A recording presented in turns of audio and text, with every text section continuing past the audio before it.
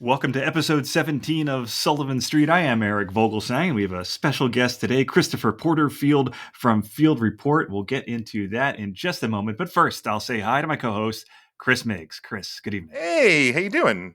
It's a good evening. I'm excited to talk to our guest this evening. Although I will also excited.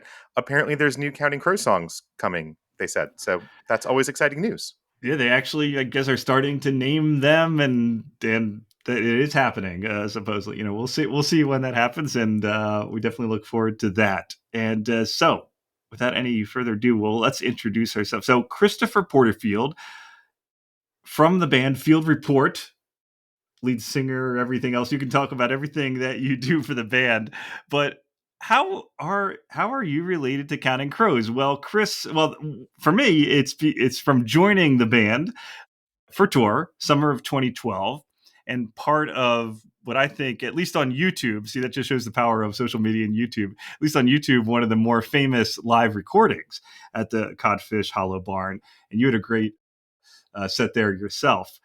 So let's say hi and good evening to Christopher Porterfield. Good Thank evening. You for joining Hello. us. Thank you for having me. It's good to be with you. Yeah, thank you. I'm going to let Chris handle a lot of this, but I do want to say, because the first question I ask everybody when they show up on the show, it ends up that you did not just tour with the Crows, you were a fan of the Crows before touring with them. So how did you become a fan of Counting Crows? Well, let's see. What year did August come out? 93. 93. Yeah. So I was a 13-year-old on a family vacation. I'm a Midwestern boy. We were going from Minnesota through South Dakota, heading to Colorado for like a family vacation. And I remember sitting in a Walmart parking lot as a surly teen while the rest of my family went inside. And I was staying in the van and the radio was on. And all of a sudden, I hear the strident, insistent, subtle chimes of the introduction of a song called Round Here. And the repeated guitar motif with the moving bass line underneath instantly sort of harkened back to like a U2 sort of feeling to me. And I had been very into the Joshua Tree record and was sort of broadening my horizons with that band. And so I instantly kind of leaned in, and this repeated guitar line and then like the subtle things pushing underneath, moving the changes. And then the lyrics come in, and it just blew my young mind. Some of the things he was talking about, the loneliness and the walking around by yourself and like this woman who sounded beautiful, the way he was talking about her, and like she's understanding Jesus and Elvis, and that was it. That the door was kicked straight down, and I walked in, and I just found something that I'd never found before in that song in that moment. And so I bought that album as soon as I could and sat with it. And the production blew me away. The lyricism blew me away. The classic nature of it. To me, it doesn't necessarily, it sounds of a time, specifically, I think the drum sounds, but a lot of it is just really, really timeless. And it just blew my mind. And then when Recovering the Satellites came out, I had a friend who worked at a record store, and I got the what do they call those? Where they had like the big posters and the pictures for the record. It was just the promo stuff, and they were getting rid of it, and so I took it and I had that hung up in my room, and I used to stare at the star and the over the street lights, and then there was like a big band picture, and I'd like got to know everybody in the band just from looking at everybody and seeing everything, and that record blew my mind. Yeah, and then This Desert Life, I slept in my car the night it came out in the parking lot of Best Buy. Wow. Yeah, I mean, I went deep with this stuff. It was and remains very important to me. That's funny. Desert Life and buying at Best Buy the day it came out was one thing. I don't know if any of the other ones I bought the day it came out, but the Best Buy, yeah. So I didn't camp though, so that was I went first thing in the morning, but Yeah, right on. Yeah, it turns out I beat the line. There wasn't a line to get in at the Best Buy at 8 in the morning in Rochester, Minnesota for this Desert Life. But yeah, no, that was a great record. I got to see them on that tour. That was the first time I saw them at the Target Center in Minneapolis. Right on. Yeah. and one thing we'll obviously get to is being able to tour with a band that you like and really looked up to for years. And you're not the first person to say that. And by the way, I don't want to minimize our one thing I don't want to underplay is that we're not having you on the show just because you're a Crows fan. We love your music in its own right, and we're definitely going to talk about that as well. And if I have it correctly, the 4 official LPs, the first one was you were promoting during that tour with them in 2012. Yeah, that's right.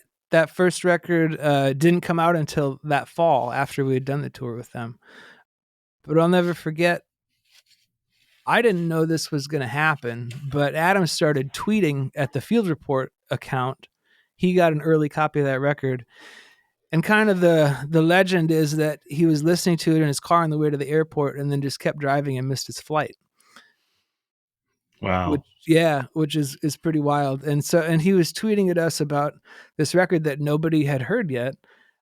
And it was just like, oh my God, like this is happening. This is a crazy, crazy path that we've found ourselves on where, this guy who I've admired forever is saying really flattering, kind things about this weird work that I didn't even understand.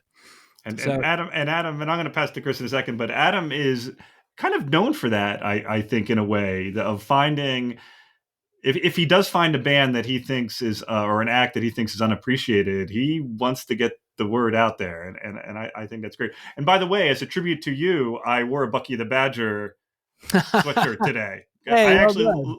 I actually lived in Wisconsin for a while. We can talk about that because I'm curious if you know some of the bands from the Madison music scene when I was living there, which was around the early 2010s. So okay, yeah, we'll so compare notes. That's yeah, great. Chris, I'll pass to you. Well, no, I'm curious. Did you ever find out like how that music got to him when the record wasn't out yet? Yeah, so the guy who had just started managing us, his name was Dave Godowski. He was living in New York, and he had crossed paths with Adam through some music circles, and so Dave had passed it off to Adam, and Adam did the unusual thing of listening to it. and it's interesting because I haven't always assumed because there was like Adam was talking about Daytrotter a lot. I just always kind of assumed maybe he like found it on Daytrotter or something, but it's awesome that Dave just was able to just sort of slip this in. Was that like early 2012 or like when did Yeah, you say? yeah. I think that would have been like maybe March or April. It would have been before South by Southwest because I think the first time I met Adam was we went down to South by Southwest for, I think we must have done 14 shows in 3 days or something. But one of them was Adam's show, and I think that was the first time we met. So it would have had to be before that. Yeah, because at that point, the old story is you were kind of like coming back to music at that point, right? That you'd made some records with DeArmond Edison, right? And then you had been doing I've never actually figured out that you'd been doing like the Conrad Plymouth thing, but I don't know how long that was before. But the story was kind of like you kind of like coming back to music, right? Yeah. So I went to college in Eau Claire, Wisconsin. And while I was there, I had some friends that I played in their band for a few years. And they were called DeArmond Edison. And that went on to be the project prior to Bon Iver and to Megafaun. And so, yeah, and then they all moved to North Carolina and I moved to Milwaukee. And I kind of figured I was done with music at that point. I got a real job and got married and all of that stuff. And then I'd never been a songwriter before. I'd always been like a side guy, guitar player or steel guitar. And yeah, and I think out of the missing of that fellowship, of that camaraderie, I started writing some of my own songs and finding people to play them. And then that project sort of was called Conrad Plymouth, as sort of an inside joke from Eau Claire days. We used to go to this bar in Eau Claire called The Joint, and everybody kind of would come up with like their country music stage names, but you had to use your same initial letters as your given name. And I think Justin's was Jesse Valentine or something like that. But I was Conrad Plymouth, and I was also sometimes moonlighting for this arts and entertainment magazine. And if there were any stories that I wasn't particularly proud of, I'd put them under the pen name Conrad Plymouth. And so that name sort of became just a repository for stuff I was unsure about myself. And so yeah, we recorded an EP under that moniker, and then that was back in the early aughts and the bloggy tens and all that stuff, where stuff could happen. Stuff could happen pretty fast. And so we had stuff up on Bandcamp, and people started reaching out from record labels, and so they came out to Milwaukee and we'd talk, and ended up signing with this guy who became a dear friend, Dave Godowski, and we made a record in Eau Claire at Justin's studio there, and then found a label to put it out. And then before it came out, it got to Adam. Just because you mentioned the steel guitar, as someone who is not as familiar with your music as I think Chris is, that was one thing I caught from your appearance there. That I always like the steel guitar, partly because of the Crows. So Sure. did you guys bond over that at all? Right, Emmy's a steel guitar player, right? Yeah. A little bit. I love Emmy and everything he does, but he's kind of a tourist on the pedal steel, if I'm being totally honest. Shots fired. But no, and it's one of those things. Well, I've got one right here. Can you see it? I don't know. I got a steel right there. Yeah, no, it's one of the most beautiful instruments. It's a very, very weird, complicated instrument, and you can go as deep into it as you want to. And Emmy makes beautiful music on it. But my steel player's his name is Ben Lester, and he's gone on to play on some pretty phenomenal records. He's a real deal. And no, Emmy was always very kind, but we never really talked about the steel. Yeah, fantastic. All right, Chris, you had a question? Yeah. No, so Adam hears the record, then how long, so when do you kind of find out that you're going to do this tour, and other than just excitement, kind of like, what's your reaction? What was your, on terms of finding out that was going to happen? Well, it was a long enough tour where I was going to have to quit my job to do it. And so it was a real, are you doing this or not sort of situation for me. And I had kind of been swinging on this vine for a while, trying to build up enough momentum to get to the next thing. And suddenly here's this thing. And it couldn't have been a starker choice. It's like, well, you could go on the road, play these incredible spots as some of your first shows as a band, with a band that you've admired and looked up to and have been touched by for a couple of decades. Or you could not go and go into the office and maybe do an open mic sometime, And it was like, the choice was, it wasn't even a choice. Adam forced my hand and pushed me into this life that I'm still in. And so I'm grateful to him for many things, but that being a big one. So he pushed me off of the vine I was swinging on, waiting for something to comfortably come within reach to move on to the next thing. And he's just like, let's go. How does it affect you during those, I want to say a 12-month period, maybe the tour itself and a few months after? Because obviously there are going to be some people that get exposed to you that wouldn't have before. And this happens, during a lot of the tours, right? Oh, Chris just raised his hand. He's one. Yeah. No, I met you then. Yeah. No, it's because it's, again, well, and I'll tell my story because I feel like Eric keeps like alluding to this, right? So the first show, we'll talk about the Codfish Hollow show at some point because it's on YouTube. It's a good one to talk about. But the first show of the tour proper, right? It's first of all, it's the Outlaw Roadshow tour, right? So it's 3 bands opening for the Crows. It's Field Report, it's We Are Augustines, and it's Casey Anderson and the Honkies, which also just at the whole thing was just a fantastic lineup. It was a really spectacular evening of music. The first show of the tour is at the Brooklyn waterfront at a venue that I don't think they used after that year.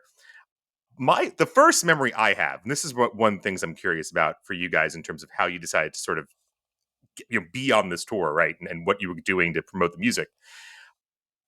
That's the hottest concert, one of the hottest concerts I've ever been to. I literally have a picture of my phone and my then girlfriend, now wife, and we just took a selfie to collect and like remember how like much we were melting at that point in t-shirts and shorts, but like we're just literally, it's like 90 something degrees and like 100,000% humidity.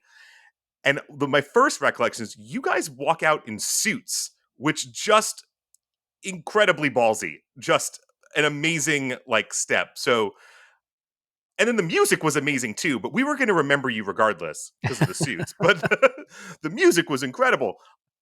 Well, can I ask whose idea? I mean, whose idea were the suits, and how long did you keep wearing those things in what was probably the heat of that summer?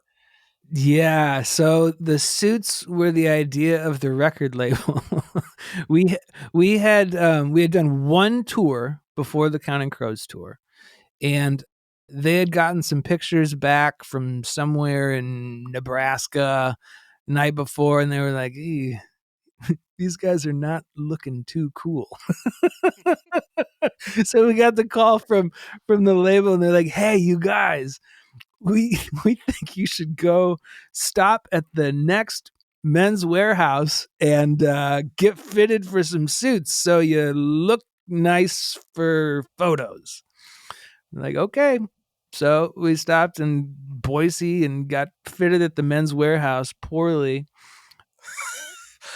And I want to like let's bask in this image for a second because so who's you're a rock band walking into a Men's Warehouse in Boise. yeah, Like how like are there many options?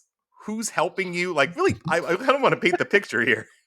I don't know, man. I mean, it must have been pretty weird for them too, because they got the call. There were 6 of us in the band, and they got the call from the label. Then the label was in Brooklyn. You know, they were all very cool and hip, and we were just like not cool and hip at all. And so their solution was, yeah, let's call ahead to the Boise Men's Warehouse and say, here's this is how So much they're we're waiting spending for today. you. Yeah. They were waiting for us, and we walk in, and everybody gets fitted, and man, it was bad. It was really bad.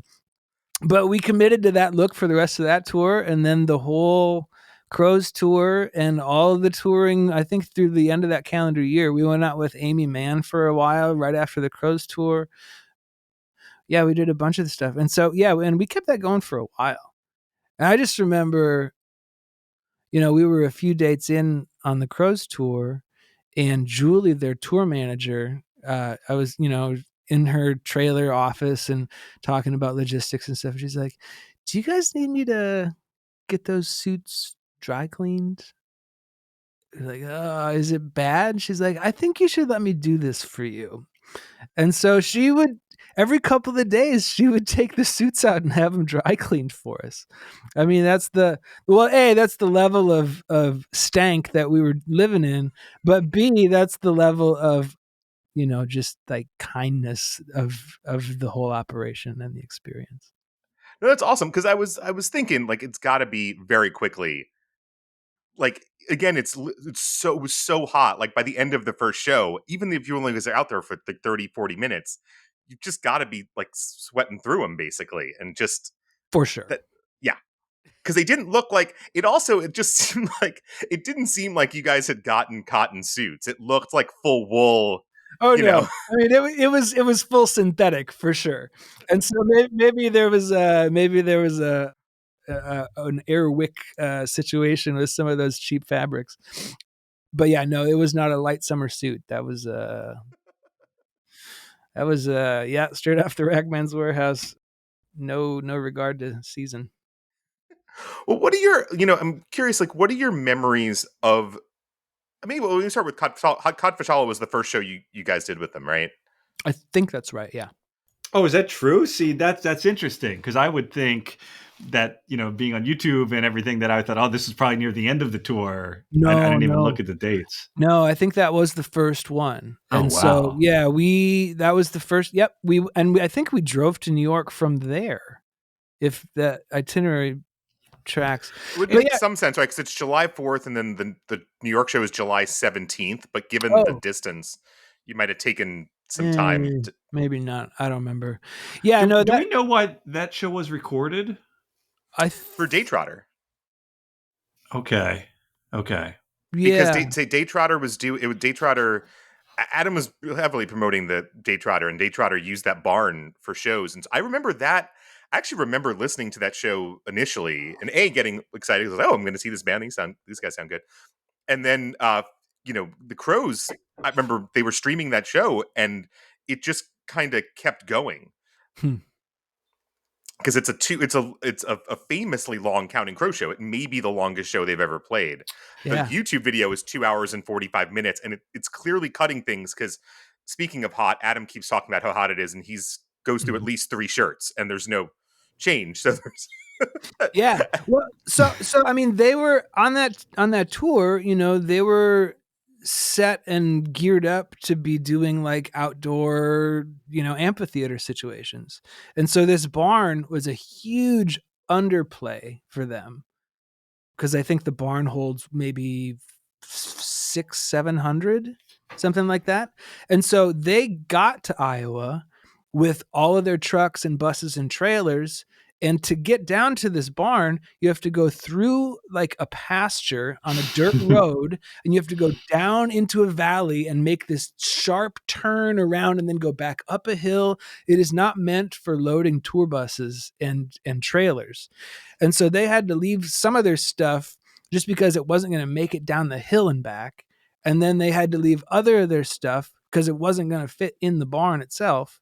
And so their team was really having to like think and react and respond in ways that they hadn't had to do before. And so that was a challenging show for them operationally. And then it was also 100 degrees on the 4th of July in a barn in Iowa. And yeah, and they played 30 songs about. So and I think Adam was so committed to the idea and so excited about it that just put him in a place where he just was like doubling, tripling, quadrupling down on here is where we are and this is happening and it's awesome. That's what I love about Adam. It's not just of course he knows if something's recorded for a live CD or something, he's going to maybe put a little extra effort. It just makes sense. But I love when he's committed to things for the artistic principle of it, and he's committed. He doesn't care if anybody else is, and he just gives it his all for that, even if like you said, the attendance is lower than it would be in New York or whatever. So right, yeah, no, he wanted to do something special for those people because all those people, nobody was there by accident that day. Everybody needed to be there. One thing I thought about, I know it's even tougher probably now. I know the Crows deal with this, but when you're an opening act, and I, forgot that, right, you shared the opening act, with other, right, you weren't just the opening act. There were a number of them. So on that show, now maybe it was cut, but probably not. It looked like you recorded 3, 4, 5, about 7 songs, which is interesting because, you don't even get to play your whole first album, right? You have to kind of choose. I know that's probably not easy to do, to figure out. And I don't know, did you keep the same kind of rotation most of that tour? And no, I think we'd change it up every night. Okay. I think, yeah, and you're right. I mean, that is a challenge as an opening act, and especially as like a rotating headliner opening act. It was a weird thing, but it was Adam's idea, and that's another thing that he really believed in. And one of the things, like that barn show, when he believed in it, wanted to be there, needed to prove it to everybody, and so he played for 2.5 hours with this sort of mini festival idea. Like every night he was side stage for every band the whole time. Yeah. And so it didn't matter if somebody in Cedar Rapids, Iowa, if that show wasn't all eyes on us sort of show, because Adam was right there, and in his generosity and understanding of his audience and how all of this stuff works, he would come out and greet the crowd every time for each band and tell them why they were important to him and why they should be important to the people who he's important to. And it was such a classy move, and he did it every night for everybody without fail, no matter if he was feeling burned out or didn't, had something else he wanted to do. Like, and that's just the kind of guy he is and was. And he just treated us with so much dignity and respect. And we just soaked it up. It didn't matter if we were in Sandpoint, Idaho, next to a prison, and there was a weird something going on over. Like, it didn't matter because Adam was right there, and he was vibing on what we were doing, and so a lot of it was for him. Yeah. Was he giving you guys Yeah. advice and stuff? Like, because he's watching the shows right every night. So is he like kind of Yeah, I helping mean, you guys? yeah, I mean, he would offer. He would say what was working, or he would request other songs another night, and he would always open up the set list to us too, like, you guys want to hear anything, like, let me know. And so it was we That's just felt like cool. we Is were there all. anything you picked that he Oh, was in the set list that you were like, hey, can you play this one? Man, I don't remember honestly, because he would ask every night and everybody would throw something wow. out, and sometimes it would show up and sometimes it wouldn't. Yeah. But yeah, that was just sort of the feeling in the air on that trip. I'm hoping by listening to right now, you've been on the podcast for almost a half hour, that people are going to check out your music if they don't know you already. One thing that just kind of struck me today as I was doing a little pre-work and was reading some magazine articles that either mentioned you or interviewed you, and they describe, oh, this is right, field report. They play this type of music, and instead of saying that, I want to know how you would describe your music to someone who asks or didn't know or wants to check you out. Yeah, I've struggled with that all along. A good marketed band should have an elevator pitch, and I've always been bad at business. No, I think it's lyrical folk music with sort of restless arrangements. I think ultimately it's at its core, it can just be a voice and a guitar telling stories that hopefully are either true or or could be true, and leaving it halfway for somebody who has felt that way to find it and finish the other half. That's sort of I don't know if that's a good way to describe it, but that's kind of my intention. There's a restlessness there. We're never gonna be super polished necessarily. We're never gonna be Super Bowl halftime ready, but you can bet that every night is gonna be sort of an honest expression of what's in the air, Mm, past, present, and future. And yeah, just I don't know. I like that's words a great. lot. I like trying to tell stories and be artful about it. Oh, I definitely noticed the storytelling. So I know a lot of Crows fans like Adam's quote unquote storytelling, Mm, and I definitely noticed that on the songs I was listening to all day today. right I on. had a little follow up on that, but Chris, let's go to you. No, but I was saying, and the honest expression thing, I think, is something that is like an analog kind of with the Crows, right? That's kind of comes back to like what's Counting Crows live? Why is it different every night? Kind of the idea is right, just an honest expression of where you're at, and it might be very different, or it might not be that different from night to night, but it's always going to be sort of honest. And I was actually kind of curious in terms of because again, I saw the band, as you know, but listeners probably know, I listened to that record a lot, a lot.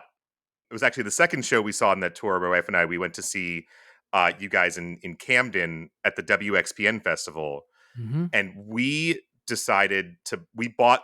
It wasn't even the record yet. It was an EP that had 5 or 6 of the songs because you had like something at that point. Mm-hmm. Um, and we drove 2.5 hours home, like, because we were in our late 20s and still thought it was a good idea to drive from Camden home to New York instead of just, sleeping somewhere. Why bother? But we just basically listened to that record just on repeat for, you know, 2.5 hours, which was only 5 songs. We must have listened to it probably 5 times. But part of it was gotten used to it. But then, like, it felt like the songs, like, even just like a couple months later, like playing like a radio session or when we saw you guys again, they'd started to evolve and the arrangements had already started to like move and shift. And I was kind of Mm-hmm. curious if that was in part kind of the inspiration of just like watching, whether you guys were already thinking about doing that or whether that was kind of an inspiration from the tour or not. I think my instinct for chasing those things and being curious about those things is maybe in no small part from their double live record where they reimagined their first two albums. I think that was such a brave and bold and visionary thing to do. And it opened up the idea of that curiosity and that degree of improvisation to maybe an audience that wouldn't encounter it in that way. And to have a completely reimagined full album, and that I think, I mean, I could listen to that still all the time, and then the different version, like the version of Horse Dreamers Blues on the Live at the 10 spot, and just like switching out which instruments are taking charge when. It just seems like such an organic way to present something rather than a scripted way. And I think that really got its fingers into me, I guess, and that became a really important part of exploring the work that I do too. Yeah, and also just the functional reality of being a band, opening for people and trying to bring in enough money to keep all your bandmates satisfied, and people are coming and going, and people are getting married and divorced and Mm. getting jobs and losing jobs, and so I became aware pretty quickly that in addition to sort of being the genesis of what our songs would be, I was also kind of the general manager of a sports team, and I had to try to hire the best talent available at the time for the goals that we needed to achieve, and so that changes the music too, because different people have different strengths and different aptitudes, and you just kind of have to put the best team on the field, and as people kind of come and go as sort of the center of the thing, like my relationship with this stuff comes and goes too. Like, oh, one night I'm really waiting for this part that I've gotten used to from this guy, but he's not here anymore, and so he's not giving it to me. So then I have to change, and I can't rely on anything, and so I become more of an amorphous thing that can go in some direction or another, and then it's up to people to sort of respond to that. We just, it's funny you said that about the live out. We it's not released yet as of talking to you right now, but Across the Wire we reviewed on our last Oh, episode, and nice. we said the same thing about how original it was and taking a chance. And we were thinking of it as fans, right? That we had never heard something like this before as music fans. Like, this is wild, but we didn't Yeah. even think about the impact it might have had on musicians. Yeah, totally. So Yeah, no, I mean, I think it requires the fans and the players to have bigger ears and more trust in the process. And you can't just be expected to make your mark. You can't, it's not just like, okay, get to this point in the show because this is the part of the show where this happens. So you have to be listening, you have to be present, and you have to be more egoless, and you have to be more fluid and just like accept the journey, because if you are the one who isn't responding in the fluid way, you are either going to block up the flow or you're going to do something stupid. And it's funny what you said about we've kind of hinted, and we're probably something we won't go into in depth because it requires like conjecture and people's personal maybe or family stories or issues, but certainly it's just part of life. Just like if a band member dies or whatever, that life goes on, right? And if people start getting married and having children, we talked about this with Matt Malley a little bit. It's one of the reasons he stepped away from the band, but that people are going to live in different cities and different towns, and it's just different when you get older, and that's going to change the touring process, the writing process, etc. So I'm totally glad to true. hear you say it. Well, and Chris, these songs take on, I mean, some of these, again, I think great writing, I think Counting Crows writing, I think you're writing, Chris, you take on these songs that have enough open-endedness to them that you're going to hit them on a different day, and Round Here is going to hit you in a different way every day, especially as your life changes and grows. And same way with I Am Not Waiting Anymore and Taking Alcatraz. And I mean, I think there's a lot of songs that if you just keep coming to them honestly, you might sing them differently, and you should be singing them in a way that feels true to you on that day. Yeah, no, I agree with you. I agree with you. I think if it doesn't ever change, then you're kind of telling on yourself that it never really meant anything. That's probably true. Chris Miggs, I don't know if you had any particular, and we'll link to it in the description. We'll link to multiple field report items, but we are going to link to the Codfish Hollow Barn. Did you have any comments about that particular show? Now, as someone who is not as familiar with the songs, I did find that that first set list, I guess, from the show, I did find that it crescendoed a bit, that I liked. That I thought the last 3 or 4 songs I like more in that first listen than the other. Not that I didn't like any, but so I thought that was a good choice. Again, as someone that, especially as recent, I've said on the show, in the last 15 years, maybe as soon as I start having children, I'm not as much of a music fan as more of a Crows. I mean, I have my set groups, and as we talked about in the green room or whatever, a lot of times now when I'm exposed to new music, it's from a TV show, and then I go to the on Amazon, right? You can click up and it says what the song's from, and I'm like, oh, I'll check that out. But for fans of the podcast, if they want to check you out, I'll just give them a little. I did believe this, and I don't mean any slight. I say this in a positive way, that the last 2 songs. So yeah, but it's interesting that you mentioned Taking Alcatraz. I thought it was a fantastic song. Chico the American, I heard some in the music itself, not the lyrics. I heard some hints of Anna Begins, or at least it's kind of the feeling I was getting a little bit. And I'm guessing not intentional, but the last song, Fergus Falls, and also the first track of your first album, it gave me the Round Here feels. And also it's kind of written in this third person. Well, I mean, Round Here, I guess the Counting Crows, it's a little bit third person and first person, right? The way he sings, but I guess yeah. In your version, I thought it was more of the third person part of it, but the storytelling that I was talking about, I felt some I don't know, influence, whether it actually was influenced or not. But as a fan, that's what I heard a bit of that. So I invite fans to check out that set, and especially the last couple songs. That's cool. Yeah. That's cool. Yeah, no, I appreciate your taking time to listen and find something in there. I'd never thought about Chico the American and Anna Begins, but they do have a similar, 6/5 chord progression in the beginning, so I can see that. That's interesting. Yeah, and as far as that set, I hadn't thought about that for a really long time until you guys reached out about doing the pod, and so I watched some of it, and you laughed because you were so. Yeah, I mean, we were, it was early. We didn't have a whole lot of experience under our belt. There are things that I wish I had done differently, but there's no cheap way to get good. And all you have is your instincts, and you have to trust them and then just repeat 500 times. And unfortunately, we weren't 500 times into the repetition on that one yet. But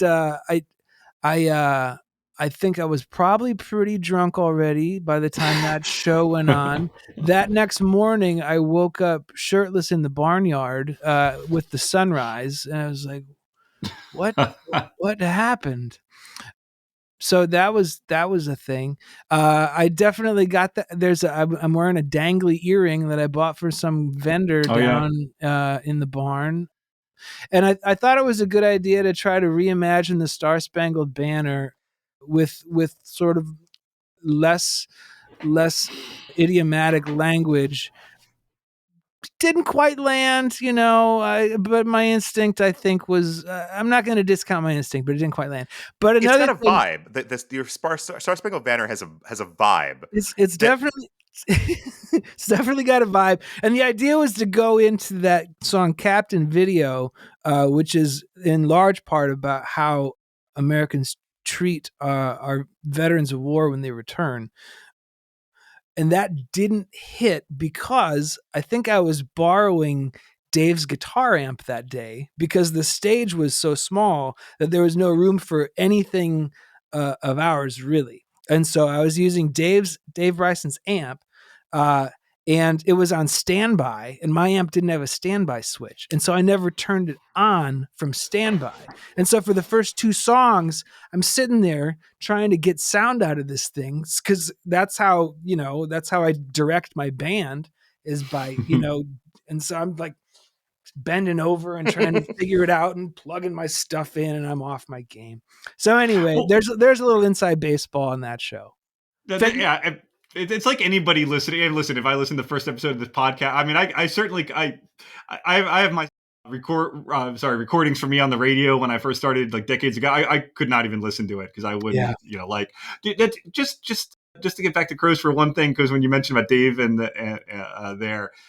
You talked about, Emmy a little bit with this deal, and Adam, of course, you had interactions with. Are there any, since you did spend some time with them, was there any memorable, I don't know, either musical connections or something with, and I know, with any of the particular band members that you wanted to mention, like, I don't know, Dave because of the guitar or something like that, or Charlie or anyone? I mean, they were all very kind to us. Adam was above and beyond just generous with his time and allowing us to have access to their resources, whether it be catering or sound guys or all of it. It was beyond generous.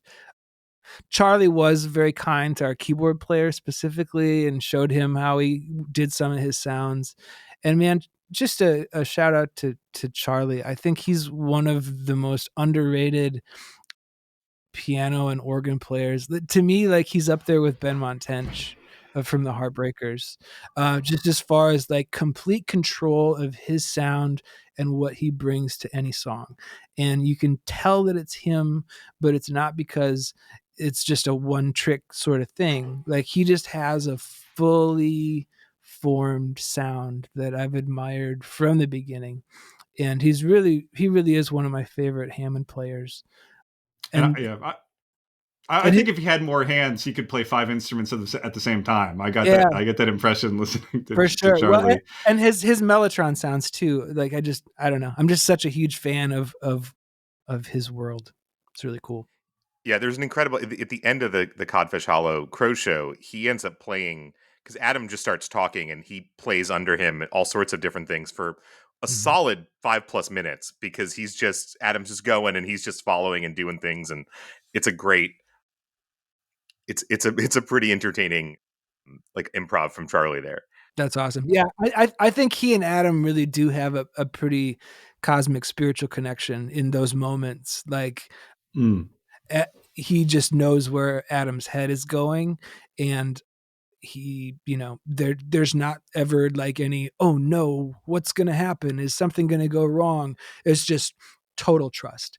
And that is Charlie being the net underneath Adam's wire walk, and just knowing that it's there.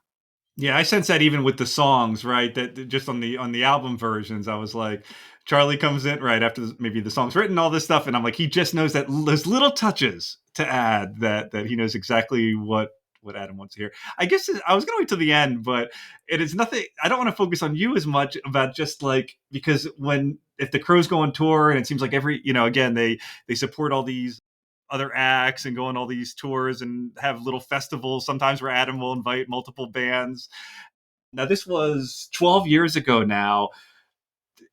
Do you ever hear from him at all or ever check in with each other? I imagine it would be hard for somebody like Adam to keep in touch with everybody that he's played with and supported over the years or toured Well, with. he does a good job of sending out like an email to everybody about when tour dates come out, and is always like, hey, if you want tickets, just let us know.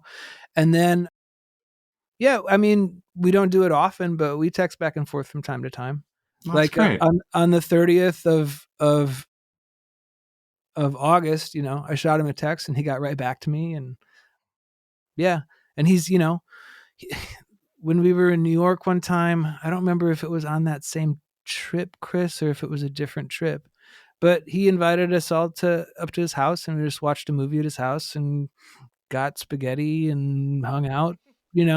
He's just a very, very down to earth.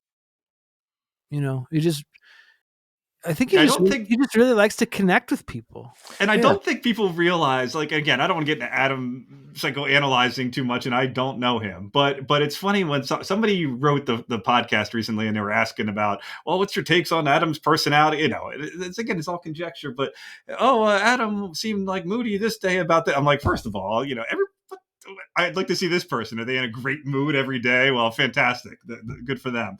What I think people don't have the empathy to realize is, like, again, just like he sings about it, right? Being a star and having what people expect you as certain things, and they want you to act this different way.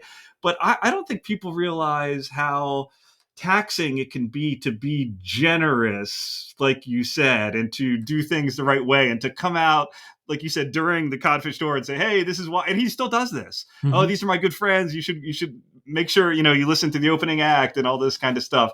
Mm-hmm. And to keep in touch, it takes a lot of physical and mental energy. And yeah. So. Yeah. No, I totally agree. And, I think we've all been in situations before where we've wished we had more to give in every environment, but sometimes you just don't have enough. And so you have to defend yourself and your well-being in some of those situations. With him, I think he feels like rock and roll or songwriting or whatever that kind of expression, it's almost like it's like a calling, or it's like the priesthood or something. And and he's been in that ministry long enough where he has a lot of sympathy and empathy for people who are beginning it on that journey and beginning to share it publicly in that way. And so he might not have the bandwidth to go out to every single person at every show and say, thank you for coming. I love you.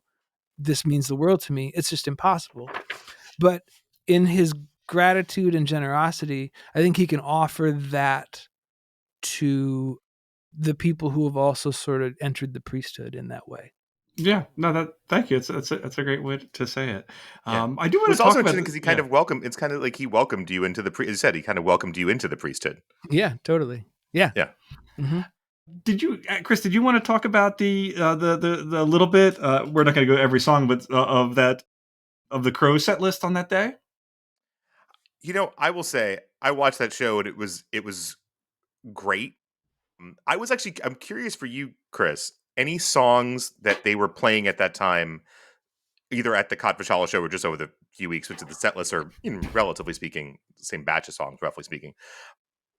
Any songs that you were like a fan of before and that like changed for you watching them kind of play them every night or frequently, or just things that like of the Crow songs, just kind of being on tour and being around it for like a month straight just kind of gave you a different perspective on? Or And before we get his answer, we should preface the audience, if they haven't seen the show recently or never did on YouTube, is that this was during the Underwater Sunshine tour. So, for example, this particular set list of about 30 songs, about a third of them were cover songs, the cover songs that they took ownership of. But that might affect the answers a little bit. So, anyway, Chris Porterfield, I'll go to you. Oh man, I should have gone back and looked at the set list. I mean, I don't know. Like, Around Here is one of those songs that just continues to live and breathe. And some nights it's a quiet breath, and some nights it's a heave, And I remember, I don't know, and back to Charlie too. Like when he gets that Leslie rotating speaker cabinet really going on the breakdown stuff in Round Here, it's a good night, because he's really feeling it, and he's like physically putting his weight on it, but in that moment it's a breath, and so it's this tension you can feel. And I felt like just about every night it was different, and every night it landed. It's just so cool. And and some of the fan favorite moments, like hanging around, or the waving your hands in Long December, whatever, like, man, any mote of cynicism, or like, that's not so cool, just absolutely evaporated instantly. Being able to see it night after night, and just see how Because much. that's a unique part of being on the on the tour with the Crows. I forget when they started that tradition, but we Yeah, know you're going to come out for hanging around, right, and right. then that's it. That's part of the process, and unique, right? Most Yeah. you're not going out with, I don't know, the Rolling Stones and playing something with them if they had No, an opening yeah, act. no, and I mean, I've done a lot of opening acts in my day, and never has it always been a certainty that everybody is coming out for the headliner at this point in the show, and it's just, that's what's happening. It correct me if I'm wrong. You also come out for, at least on in that day, with a real fan favorite song, "Up All Night." I Oh think, did yeah. you add to that at all? I think you did, with because it's right after "Hanging Around." I could be wrong about that, Chris Oh Miggs, but I'm yeah, pretty yeah, sure.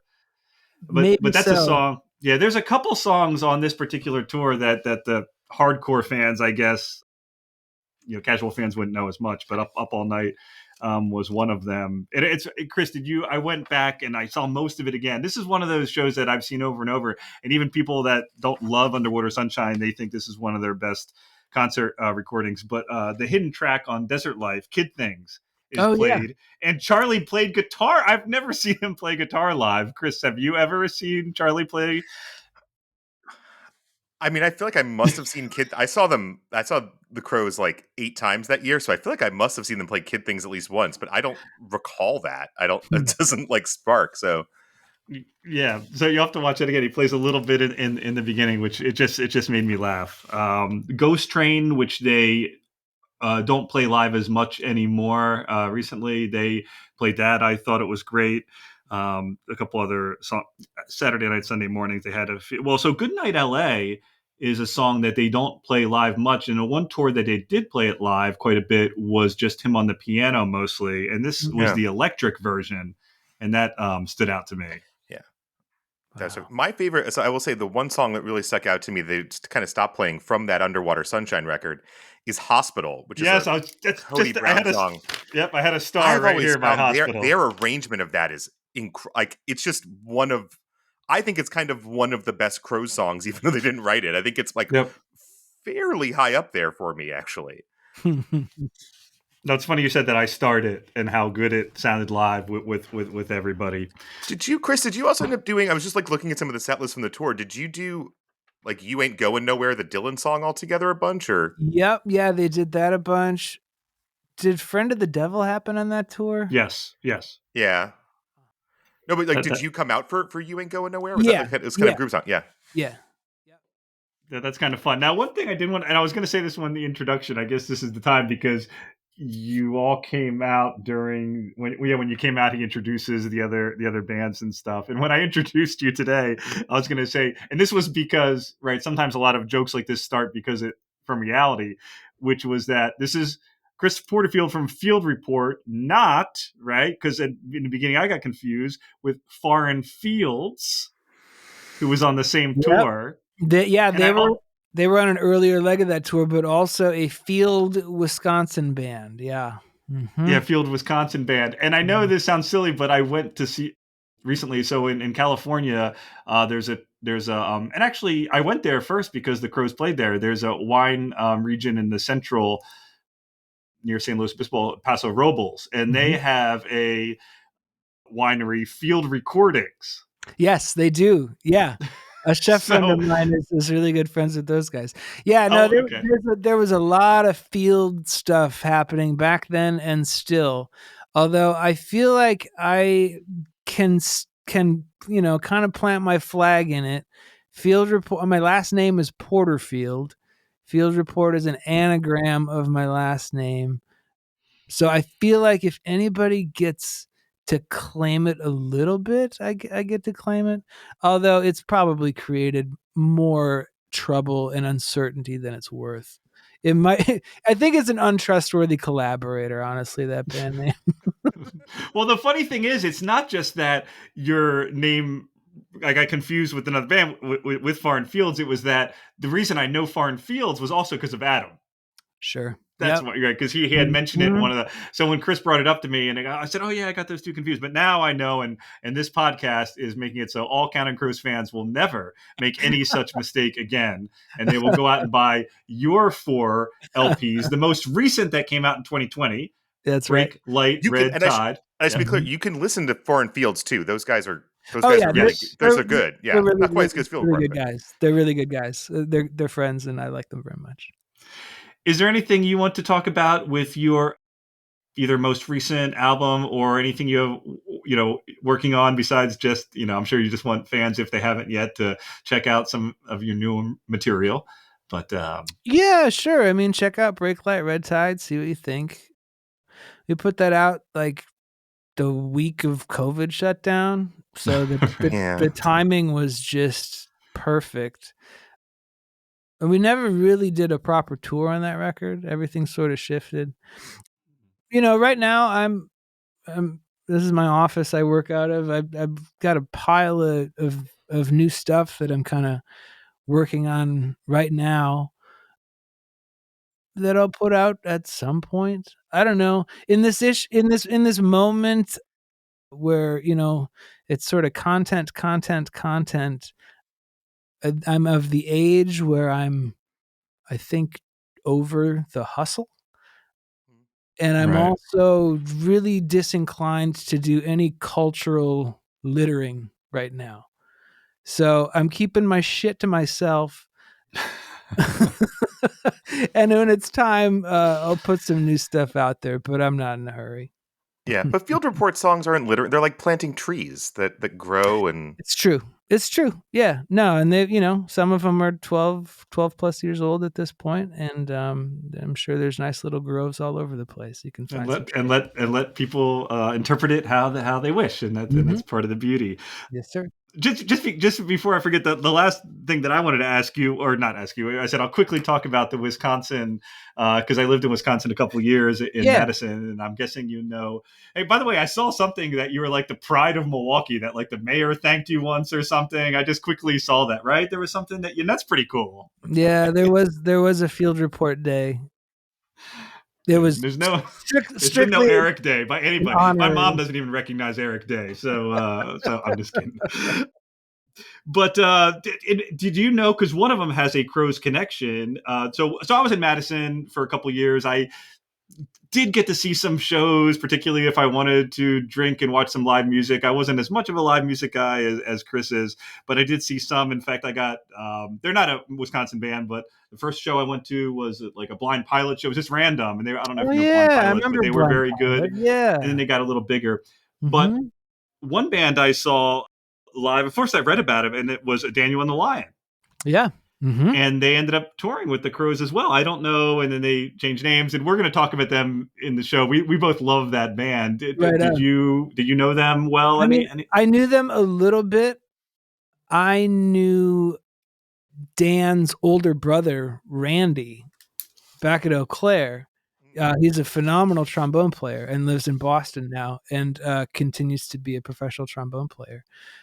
So that was probably my main connection with them, outside of Okay. just crossing paths, on different tours and shows and stuff. But yeah, no, they're a great band. Have you seen their cover of Amy Hit the Atmosphere? No. It's fantastic, and it features as a background vocalist Monica Martin from Nice. Fox, who was also from Wisconsin. Yep, she's a She's unbelievable. She doesn't release much, but because I lived in Wisconsin. In fact, I guess I think I met her once, but just like it was just as a I kind of knew who she was, and she was just going to a lot of live shows. It's like comedians go to see a lot of comedians, bands Right. Sometimes you go to a live show and I'm like, I think quarter of the audience here are in other bands, right? Yeah, right. But yeah, anyway, she does great stuff, and Yeah, no, her yeah. song "Easy Kid" is one of the best songs I've ever heard. Yes, yeah, I know that one. Mhm. And then last one, I was curious because she's not a traditional. I don't. She's folk, but not. I can't even describe her music, but she shares my last name closely. Did you know somebody, Anna Vogelzang? Did you know that Yeah, her at all? I know her. Yeah, she would come out to shows. She lives in Chicago now. She's Okay, I know yep. she moved to LA, and I was going to see her, but then I think she left during COVID, and I never got a chance to see her. So Yeah, no, anyway, just a little. that's great. Yeah, small All world. musicians, yeah, The small the musicians. the indie folk aughts of Madison. I love it. Yeah, I know all those guys. That's Yeah, cool. but they have ties to national bands and Counting Crows as well. Mhm. And I would Yeah, argue yeah, even yeah. Anna, some of besides the fact of Anna Begins, that they're but they're musicians, right? With a lot of Mhm. different instruments they play and everything. But Chris, let's go to you. Oh, I was wondering, we talked about sort of a little bit about the sort of the tour as a whole, but I'm kind of curious. I was looking at like the list of dates, right? You guys played with them for about a month, and the venues that you first of all, the distance that you cover. The tour begins in Brooklyn and ends in Billings, Montana, and the venues you cover. I'm kind of curious about like you guys hit Red Rocks and the Idaho Botanical Gardens, which I don't know what that is, but that sounds like it might have been amazing.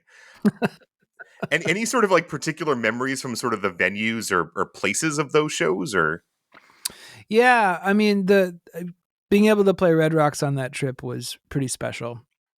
It was a rainy day, and, like, all the gear had, like, garbage bags over it in case of rain, and so it wasn't the pristine, idyllic, sorta natural beauty but it was still gorgeous, and it was just phenomenal being able to do that with them. And one of the things about Red Rocks is they put a little plaque in the back on the stone walls of everybody who's ever officially performed there. And so you can go back and you can see the little field report plaque back there, thanks to that trip with Counting Crows. Yeah, that was very special. Yeah, the Bend, Oregon show, I remember that being really awesome. Some folks reached out to us about maybe taking us fly fishing and hiking. That was really beautiful. Yeah, that was a very special trip. Yeah, got to see a lot of places that I hadn't been before. That was our first time in Boise. We went back to Boise a few times. What did we do in did we have California shows on that trip? no, but Montana's sort of the end at the Yeah, it Magic was all City just Blues like, Festival. oh, yeah, far out. You kind of like went it's like New York, Massachusetts, outside Philly and then which is a show that I was at the XPN Fest, Mhm. which was very weird. Do you mind if I tell this one? Is this Please. well because you guys so the Crows were headlining a festival, the WXPN, the radio station's festival, and it was in that part of the evening was in the amphitheater. Again, most of you guys are playing like kind of beautiful outdoor places. This was like a sort of a standard, amphitheater on the water with a big lawn, and I think the other two bands were playing like a side stage, like in the out, like not in the main amphitheater. And you guys played the amphitheater, but my recollection is that the printed time on the ticket was 6 o'clock, and your set time was 5:30, and it was there were not a lot of people. Again, again, this is why you play to everyone, right? Because like Mhm. I was there and I've seen many field report shows since, so you never know who's going to be in the audience, right? But Mhm. I just remember that this like, and I remember it made an impression on you. This weird kind of like I don't know. It was just like playing to not quite an empty room, but like given the size of the room, like there were just not a lot of people who'd wandered in yet. Sure, yeah.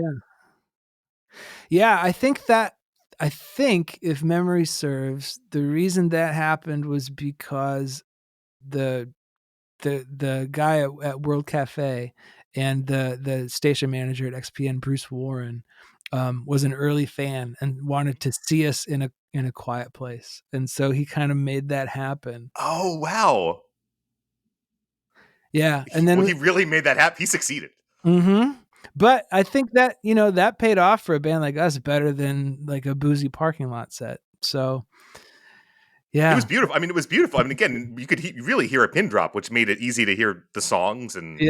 you guys Yeah. sounded amazing. And again, That's obviously, you guys have ended up doing stuff with XPN in the future, and Yeah. you And know, then I think that day too, we also filmed a bunch of songs in the bathroom. I think oh yes, that's on. It's still on YouTube somewhere. somewhere. I don't remember who that was with, but yeah, some blog followed us into the bathroom and we sang a bunch of songs in the bathroom. This is the 2012 indie music scene, though. It's just like, yeah, Yeah. blog followed us in the bathroom. We played a couple songs. Right. Christopher, what did you call it in the beginning? The 2008's blog something? What was your term for that? The bloggy aughts. I don't know, man. I think Bloggy aughts, right? I like that though, because yeah, maybe it'll come back. There was definitely an Well, article about you guys on Aquarium Drunkard. You know what I mean? yeah, That still exists. Still exists. yeah, they do cool like mixtapes and stuff. Yeah. And they still have good writing. That's one of the ones that Yeah. still works. I feel like they have good book reviews. If anyone's listening and does not follow the blog Aquarium Drunkard, it is still or stopped at some point. It's still out there and it's still a delight. They still have some good stuff. One thing I remember about the Eastern leg of those shows is we had never done like the like Cohasset, the Massachusetts, like the rotating stages. We were on the Lazy Susan. That was a trip. Ooh.